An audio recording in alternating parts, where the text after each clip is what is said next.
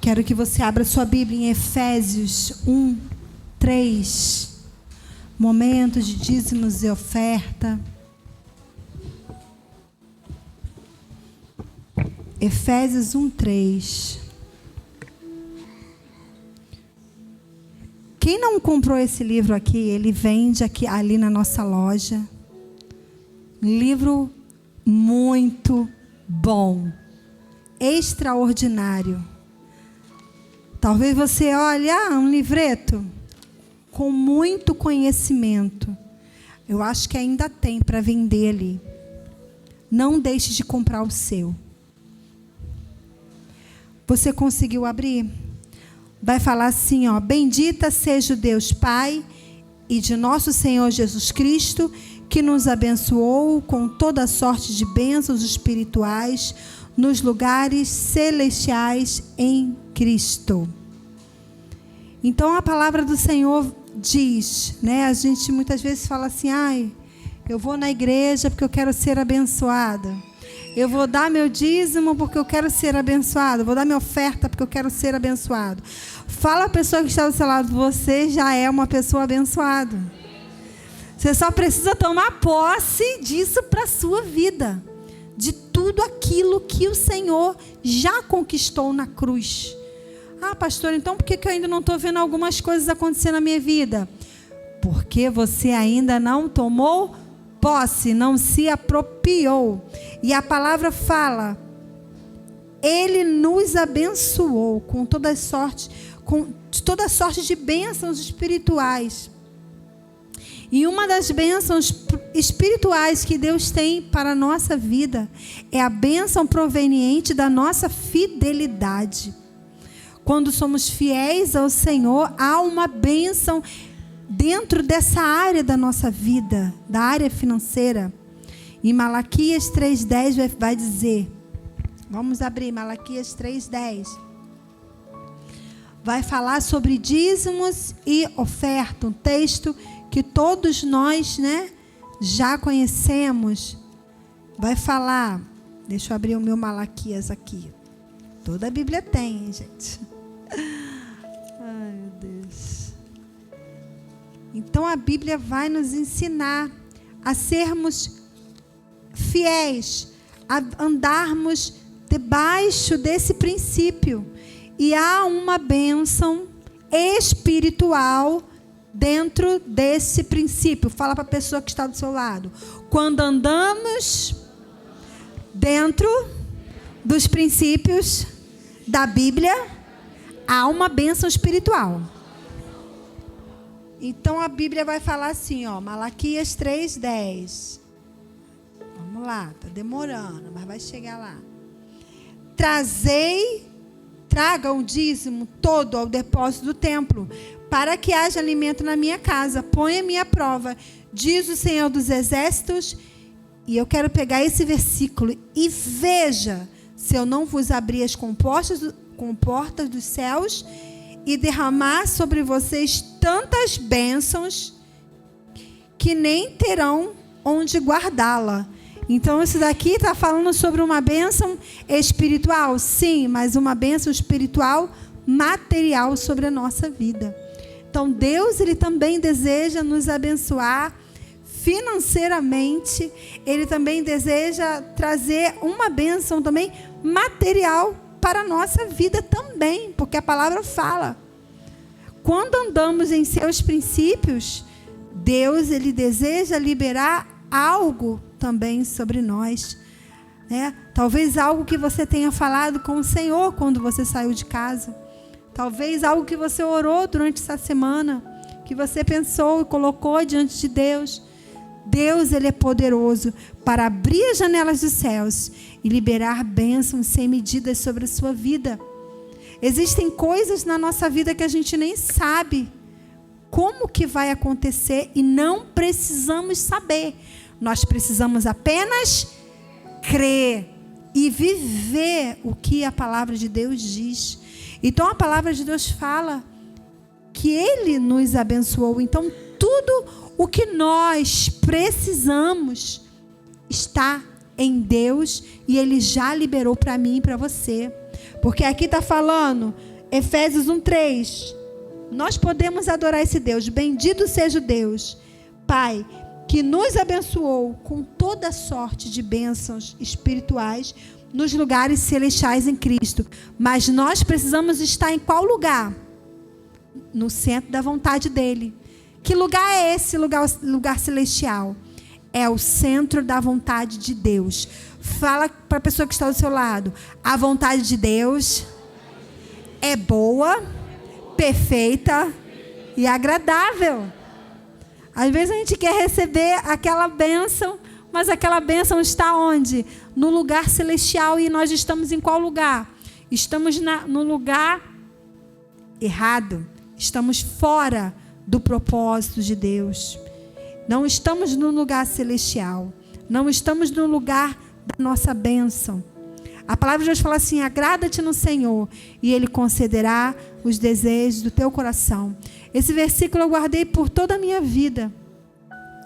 Crê no Senhor e não se apoie no seu próprio entendimento. Então, em todo tempo, a Bíblia vai nos apontando para estarmos nesse lugar celestial. Porque é nesse lugar onde nós obedecemos, nós vivemos um princípio não por uma obrigação, por uma legalidade, por uma religiosidade. Porque o que Jesus confrontava tanto os fariseus? Ele falava: vocês dão o dízimo de tudo, mas vocês não estão fazendo da maneira correta. Então, o mais importante não é nós devolvermos o nosso dízimo, mas nós entendermos o princípio que há em entregarmos, em ofertarmos. Quando nós entendemos o princípio da fidelidade a Deus, isso vai virar uma chave na nossa vida. Porque é nesse momento que Deus abre as janelas dos céus e libera bênçãos sem medidas. Sabe aquela bênção que você está esperando, que você está orando, falando com Deus? É nessa hora que, quando você não está pensando de uma maneira que você não raciocinou, Deus, Ele traz às suas mãos aquela bênção que Ele tem para liberar. Então, que nós possamos andar em fidelidade a Deus por obrigação, por constrangimento, por religiosidade. Não, porque eu sou uma religiosa. Afinal de contas, eu sou da Igreja da Aliança. Afinal de contas, os tesoureiros vão saber que eu não sou um dizimista. Não, não por uma legalidade, não por uma religião, mas porque eu vivo esse princípio, eu estou no lugar celestial. Fala comigo. Eu estou num lugar celestial. Por isso, eu ando em princípio. Eu vivo princípios. E quando eu começo a viver princípios na minha vida, uma chave vai virar. As bênçãos, elas chegarão na minha casa, na minha vida, para a glória do nome do Senhor Jesus. Amém? Então fique de pé. Se você trouxe o seu dízimo, se você trouxe a sua oferta, nós vamos orar. Se você não trouxe, também levante as suas mãos. Vamos estar orando nesse momento.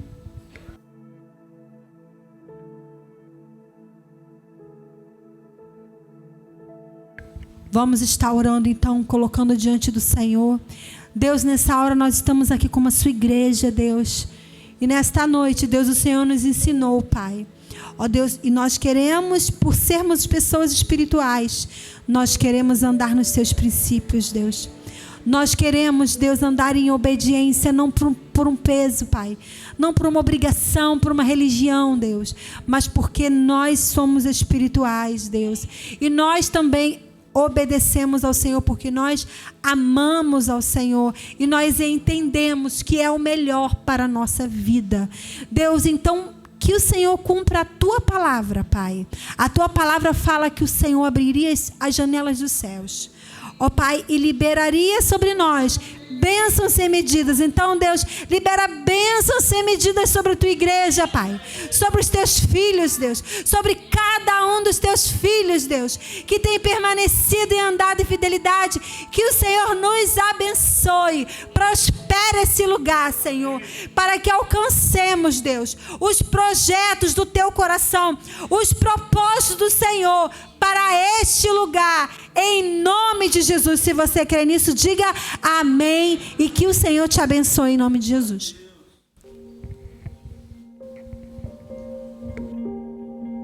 A canção não mudou, guardei azeite, permaneci de pé. A canção não mudou. Graça e paz, queridos. Amém. Guardei o meu coração pra ti. Eu fui ver a hora agora, é 9h11. Meu relógio está errado? Então vamos lá. Ainda Primeiro livro de Samuel, capítulo 10. Eu vou respeitar, eu sei que amanhã você tem trabalho. Mas aquilo que Deus estava fazendo, falando e agindo aqui, não teve como a gente parar. Mas eu quero respeitar muito, muito mesmo você. Quero até 9h30, são 21h12. 9h30 a gente termina. Em nome de Jesus. Vamos lá. Primeiro livro de Samuel, capítulo 10. Primeiro quero dizer que eu estou louvando a Deus por você vir nessa terça-feira. Você poderia estar em casa. Esses dias a temperatura tem mudado um pouquinho. Algumas pessoas têm ficado... A gente, como bom carioca, a gente não muda o tempo, a gente bota casaco. E a gente fica resfriado também. Mas alguns não vieram porque... Enfim, você veio. 1 Samuel capítulo 10, vamos. Versículo 7. Assim que esses sinais se cumprirem, faça o que achar melhor, pois Deus está. Assim que esses sinais se cumprirem, faça o que achar melhor, pois Deus está com você. Esse texto, o profeta está dizendo para um homem. Israel vivia um regime teocrático, Deus governava o povo. As outras nações em volta, todos eles tinham um Deus, todos eles tinham alguém que os governasse. Israel era governado por Samuel como juiz. Samuel era juiz, sacerdote e profeta. Ele exercia 3 ofícios muito especiais. E Deus é quem tinha comissionado, chamado, convocado Samuel.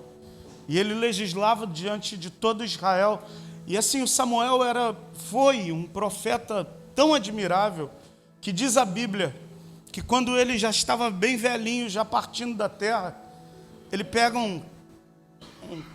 eu vou parafrasear, ele pega um caixote de legume, sobe nele e fala diante de toda a nação: se alguém aqui, eu deixei alguma coisa a desejar, levanta agora que eu vou restituir.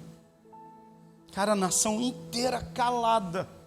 Pensa um homem com uma conduta íntegra, reta e polida. Samuel.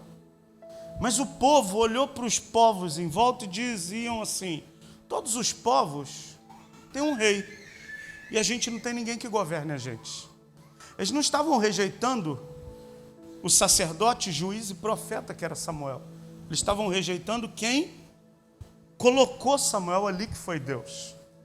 E Deus, tão misericordioso, nesse texto eu consigo ver muita graça e misericórdia de Deus.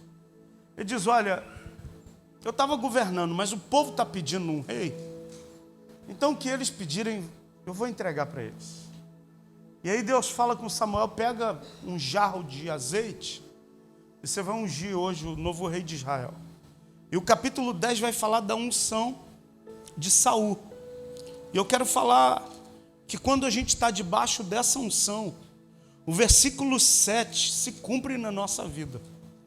Escuta, quando você está debaixo da unção do Espírito Santo, daquilo que Ele separou para você, o verso 7 vai se cumprir. Eu vou ler mais uma vez o versículo para você. assim que esses sinais se cumprirem, faça o que achar, pois Deus... Você pode dimensionar o que Deus estava falando aqui por Samuel? Mas que sinais eram esses? Vamos para o versículo 1 para a gente entender. Verso 1 diz assim: Samuel apanhou um jarro de óleo ou de azeite e derramou sobre a cabeça do Saul e o beijou, dizendo: o Senhor o ungiu como líder da herança dele. Hoje, quando você partir, você vai encontrar 2 homens perto do túmulo de Raquel em Zelza, na fronteira de Benjamim. Eles lhe dirão: as jumentas que você foi procurar já foram encontradas. Para aqui um instante, olha para mim. A história do Saul começa assim, no versículo capítulo 9, falando do histórico do pai dele. O nome do pai do Saul era Quis. E a Bíblia vai dizer que Quis era um homem rico e muito influente. Era um cara que tinha muita grana e era influente dentro da sociedade. E ele tinha um filho, Saul. E o Quis tinha jumentas. Era um homem, por ser rico, ele tinha um rebanho grande. Algumas das jumentas do pai de Saul se dispersaram, se extraviaram.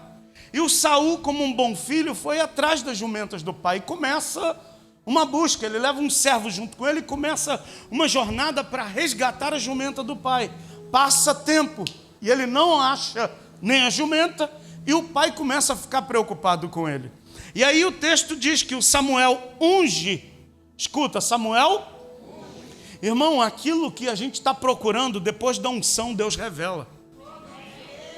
Eu estou procurando por isso, eu estou, numa busca incessante por isso. Escuta, quando a gente recebe óleo, unção sobre a nossa vida, aquilo que é motivo, foco, alvo da nossa busca, Deus fala assim: a jumenta do teu pai já foi encontrada.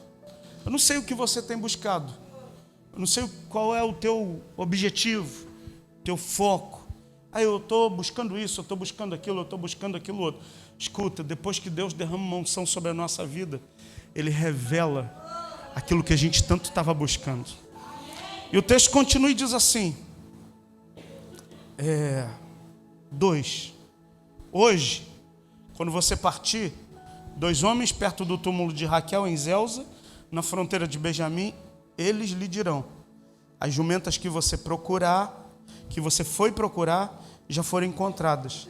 Agora, seu pai deixou de se importar com elas, está preocupado com quem? e ele está perguntando: como encontrarei a jumenta? Como eu vou encontrar meu filho? Escuta, irmão, depois da unção a gente começa a descobrir o quanto nós somos amados por Deus. Eu não conseguia parar de ministrar o louvor, de tocar, de ser conduzido aqui, porque dentro do meu íntimo, já falei aqui para a igreja que eu pedi para Deus me mostrar o que está acontecendo no mundo espiritual, e Ele só falou uma coisa: a minha graça te basta, Júnior. A minha graça te basta. Durante algum tempo eu pensei que era, fica com o que você tem. Não, a graça dele potencializa aquilo que tem em mim de inabilidade, ou seja, aquilo que em mim é fraqueza, a graça de Deus potencializa para que eu viva coisas extraordinárias. Então eu não entendia. Eu achava assim: eu queria o dom de, a gente chama de visão, né? A Bíblia vai chamar isso de outro dom. A Bíblia vai falar de dom de palavra de conhecimento. A gente chama de dom de revelação, de visão. E por muitas vezes eu orei a Deus, falando: Deus, me dá isso. E a resposta que eu tive de Deus foi: a minha graça é o suficiente.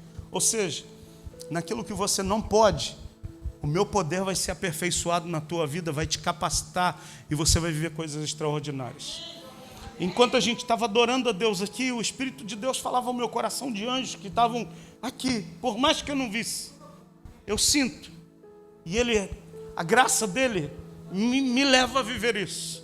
E alguns subiam, outros desciam trazendo revelações, trazendo resposta, trazendo esclarecimento. Mas escuta, o que eu quero falar não é sobre os anjos que subiam e desciam aqui. O que eu quero te dizer é que quando a gente está debaixo da unção, aquilo que a gente tanto procura, Deus já mostra e revela para nós, olha, isso aqui. O que você estava procurando já foi encontrado.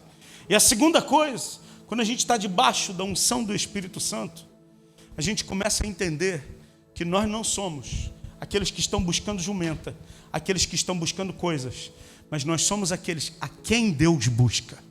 Deus está buscando você. Você é filho que Deus está buscando, irmão. Às vezes a gente acha, não, eu tô buscando Deus, eu estou caçando Deus. Eu tenho até um livro antigo que dizia Caçadores de Deus. E é assim, experiências extraordinárias que aquele homem que escreveu aquele livro viveu. Mas escuta, por mais que a gente esteja caçando Deus, é Ele quem está procurando por nós. Porque Ele quer encontrar em mim, você sabe o quê? Não a figura daquele que vai em busca das jumentas, mas Ele quer encontrar em mim e você, filhos amados. Olha para o seu vizinho e diz assim, que ele encontra em você hoje um filho amado, um filho muito querido, um filho muito especial. Olha o que diz mais o texto, versículo de número 3. Você está junto comigo aí?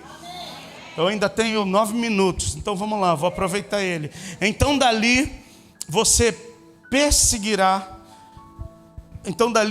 prosseguirá para o carvalho de Tabor.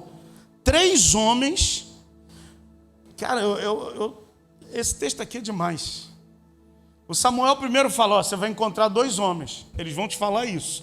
Agora o Samuel falou, você vai prosseguir na direção do carvalho de Tabor. Você vai encontrar 3 homens, eles vão vir até você, mas eles estão subindo ao santuário de Deus, em Betel. Encontrarão você ali. Um estará levando 3 cabritos, outro 3 pães, e outro uma vasilha de couro cheia de vinho. Eles o cumprimentarão e oferecerão 2 pães, que você deve aceitar. Irmão, isso é muita doideira. Eu falei no domingo aqui, que Jesus fala para os 2 discípulos, entra na cidade, você vai encontrar um jumento amarrado, é um jumento que ninguém foi montado. Escuta, quando a gente está debaixo da unção, Deus revela coisas. Deus traz entendimento, clareza de coisas que a gente não sabia. Guarda isso, quando a gente está debaixo da unção, em primeiro lugar, aquilo que a gente estava procurando é achado. Em segundo lugar, a gente não é mais caçador de jumento, a gente se torna filho. Em terceiro lugar, quando a gente está debaixo da unção, Ele vai mostrar o que eu devo e o que você deve fazer. Verso 5 diz assim, depois você irá a Gibeá de Deus, onde há um destacamento filisteu. Ao chegar à cidade, você encontrará um grupo de quê? De profetas, que virão descendo do altar do monte, tocando lira, tamborim, flauta, harpa, violão, e eles estarão profetizando. O Espírito do Senhor se apossará de você, e com eles você profetizará e será um novo. Escuta, irmão, em primeiro lugar, quando a gente está debaixo da unção, aquilo que a gente estava procurando é achado. Quando eu estou debaixo da unção, em segundo lugar, eu não sou mais caçador de jumenta, mas eu sou amado pelo Pai e o Pai está procurando por mim. Em terceiro lugar, você vai sempre ter direção de Deus para a tua vida. E em quarto e último lugar, eu quero encerrar minha palavra aqui, que eu quero honrar minha palavra de terminar 9h30. O texto diz, você vai encontrar um grupo que está descendo do alto do monte, eles estão vindo com instrumentos e eles estão vindo profetizando. Você vai entrar no meio deles, e quando você entrar no meio deles, o Espírito de Deus está sobre a vida deles, vai vir sobre a tua vida. E você vai profetizar junto com eles. E você vai se tornar um novo. Irmão, quando a gente anda debaixo da unção do Espírito Santo, a gente se torna novas pessoas. E eu quero encerrar aqui aquilo que o Espírito de Deus falou no meu coração enquanto a gente adorava a Deus nessa noite de hoje. E eu queria muito que você que quer isso, pastor, eu quero isso na minha vida. Escuta, não é um apelo emocional. Hoje a gente não vai chamar ninguém ao altar para orar. Mas hoje eu quero dizer para você que o Espírito de Deus tem gerado no meu coração um culto nesse lugar aqui de oração. Um culto para a gente orar. Para a gente vir para cá orar. Pastor, orar pelo quê? Petições? Não, da gente vir para cá para orar dizendo, eu quero me tornar esse homem que vai se misturar com aqueles que estão descendo do alto da montanha. Eu quero que o Espírito do Senhor se aposse sobre mim, porque eu quero ser um novo homem. A gente vai começar a orar por isso aqui, para que essa igreja seja uma nova igreja. Pastor, por que a igreja está sendo ruim? Não, está muito boa. É maravilhosa. mas é para a gente ficar melhor ainda. E ficar melhor como? A gente morrer. E só ter Deus aqui. A pessoa que passar lá na rua, passar lá no viaduto, falar, cara, eu tenho que ir lá naquele lugar. Eu tenho que entrar naquela igreja.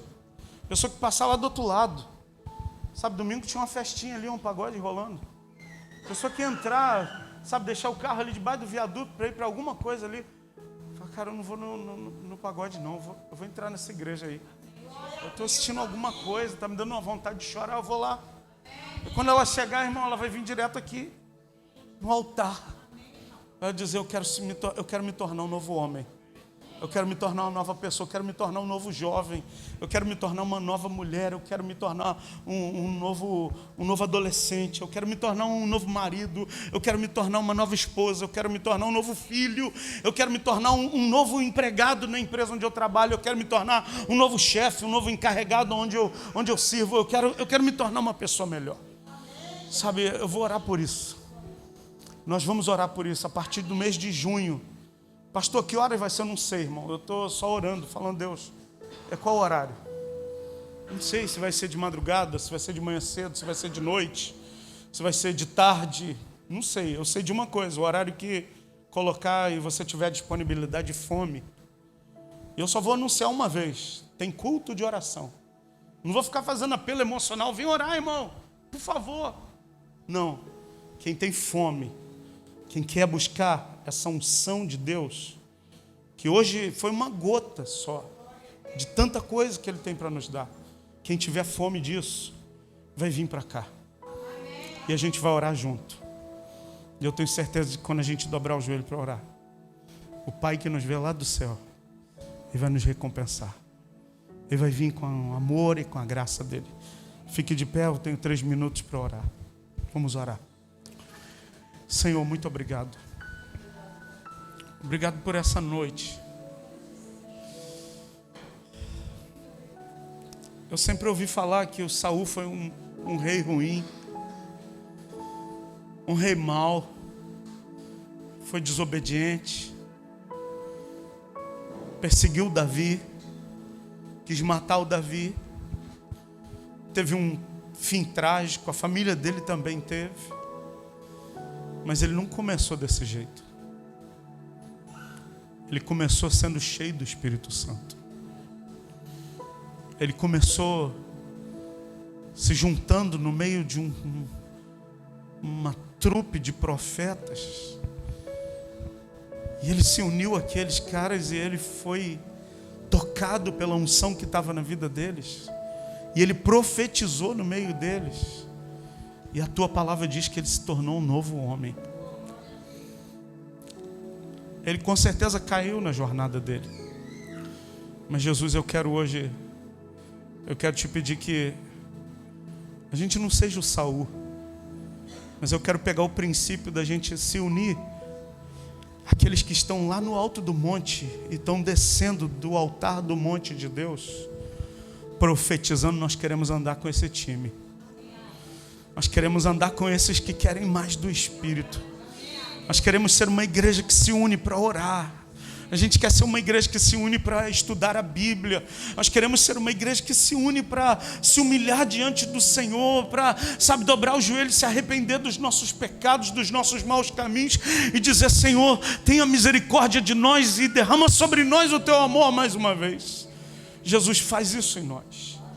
E nessa noite eu quero te pedir, começa a despertar os homens, mulheres, os jovens, os adolescentes e até as crianças que vão ser como Saul, que vão tomar atitudes iguais, no sentido de se unir àqueles que estão descendo do altar, se unir àqueles que estão no altar e ser tocado por uma unção fresca do altar. Oh meu Deus, vem com uma unção sobre a igreja nesse tempo. Jesus, não é aquilo que a gente viveu no passado. O que viveu no passado foi maravilhoso, Senhor. Nos deu base, nos sustentou, nos deu alicerces, nos deu experiências. A gente é muito grato por isso. Mas eu quero te pedir a unção que o Senhor tem para esse tempo. A unção que o Senhor tem para o ano de 2022.